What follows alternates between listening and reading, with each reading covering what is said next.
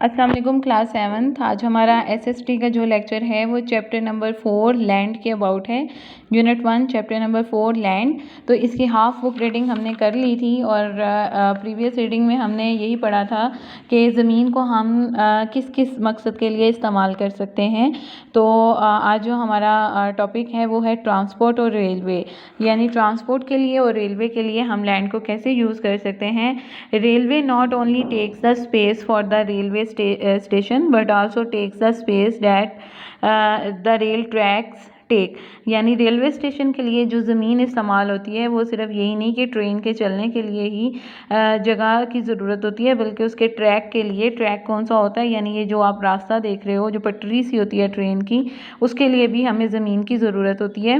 Which are separate far and wide in the country. Similarly roads, bus stops also make use of the land. Airport also takes place space but it is restricted to only certain specified areas. यानी उसके अलावा अगर हम airports देखें तो airports के लिए भी हमें काफ़ी ज़्यादा जगह की ज़मीन की ज़रूरत होगी। Government land use, government uses land for its offices, telecommunication facilities and hydro electricity towers. यानी अगर हम टेलीकम्युनिकेशन यानी टेलीमवासलात और हाइड्रो इलेक्ट्रिसिटी बिजली से रिलेटेड टावर लगाने के लिए, ठीक है, इलेक्ट्रिक पोल्स के लिए भी हमें जो है वो लैंड की ज़रूरत पड़ेगी। Very large grid stations and other similar structures all come under this category. Urban and agricultural use. Urban और एग्रीकल्चरल यूज़ में अगर हम देखें तो अर्बन क्या होता है, यानी शहरी, और एग्रीकल्चरल यानी जो हमारा ज़रई है, आबपाशी का जो सिस्टम है, ज़राअत का जो सिस्टम है, उसके लिए लैंड की कितनी ज़रूरत है। तो land is also use for urban और agricultural purposes. Governments and city planners have to face a trade-off on whether to use land for growing food or housing people. उसके अलावा गवर्नमेंट जो है वो लोगों को ज़मीन दे रही है कि वहाँ पे वो अपना हाउसिंग कर सकें, घर बना सकें।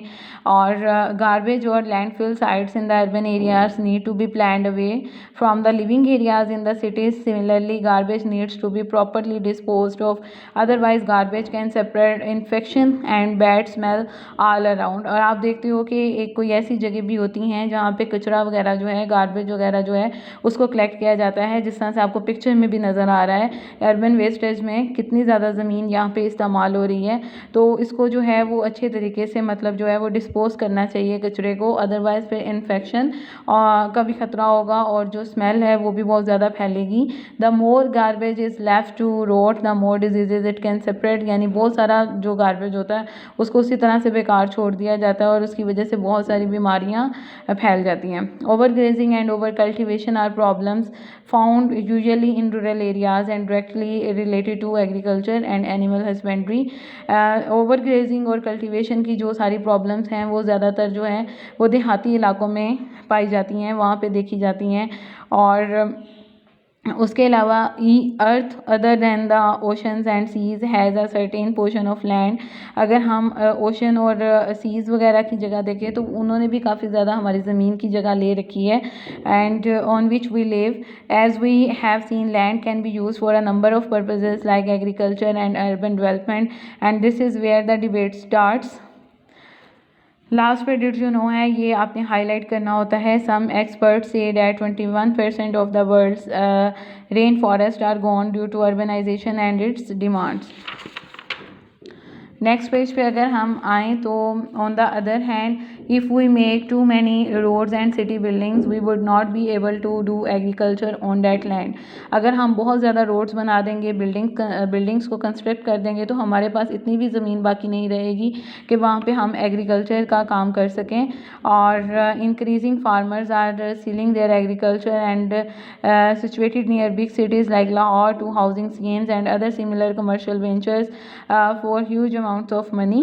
This seems convenient for farmers who enjoy the joys and facilities of urban life compared to their previous agricultural lifestyles. Therefore, with absolute lack of planning and fueled by greed for money, housing societies are spreading like wildfire. अब जो farmers हैं उनके लिए ज़मीन जो है agriculture के लिए वो इतनी कम रह गई है कि लोगों ने पैसे बनाने के लिए यानी जो वेल्थ की मनी की ग्रीड में, मनी के लालच में, पैसों की लालच में बहुत ज़्यादा हाउसिंग सोसाइटीज़ जो हैं उनको बिल्ड कर लिया है।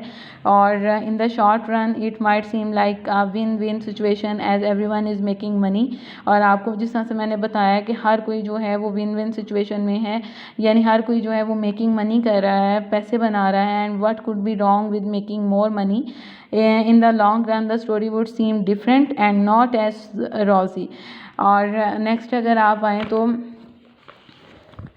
there are several things we can do to help conserve our limited and extremely precious land। यहाँ पे कुछ ऐसे स्टेप्स हैं जिनके ज़रिए से हम अपनी बहुत कीमती ज़मीन को जो है वो बचा सकते हैं। तो ये पॉइंट्स दिए हुए हैं और आपने इन पॉइंट्स को सेल्फ रीड भी करना है, ठीक है।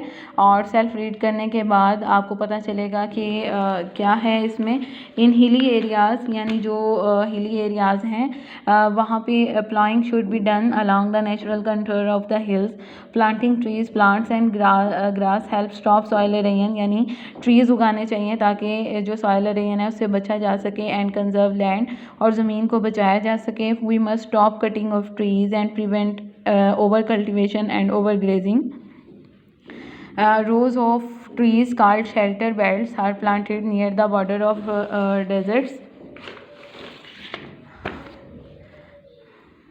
areas to check the wind blowing away the sand. Lastly, the construction of dams is an important factor in conserving land. Dams allow controlled use of water as and when needed। और ये सारे जो points है ये सारा उन्होंने हमें बताया कि हम अपनी ये कीमती ज़मीन को किस तरह से महफूज कर सकते हैं। अब आप अपने नोट्स की तरफ आएंगे तो नोट्स पे जो हमारे आज के लेक्चर में है क्वेश्चन नंबर 2+3। तो जैसा कि आप अपने नोट्स पे देख सकते हो, क्वेश्चन नंबर 2 है what is ground water. Ground water क्या होता है? Ground water is a fresh water located in the subsurface of soil and rocks. It is water that is flowing within aquifers below the water table. Next question है question number 3, what are the sources of fresh water. Fresh water के sources कौन कौन से हैं? Fresh surface water is water in a river, lake और fresh water wetlands. तो आज हमारे लेक्चर में हमने ये 2 क्वेश्चंस करने हैं, ठीक है। क्वेश्चन 3 के लास्ट पे आप आज की डेट मेंशन करें और जो हमने बुक रीडिंग की है इसको आपने सेल्फ रीड खुद करना है दोबारा से, और वर्ड्स मीनिंग भी अपनी बुक में नोट करने हैं, ठीक है।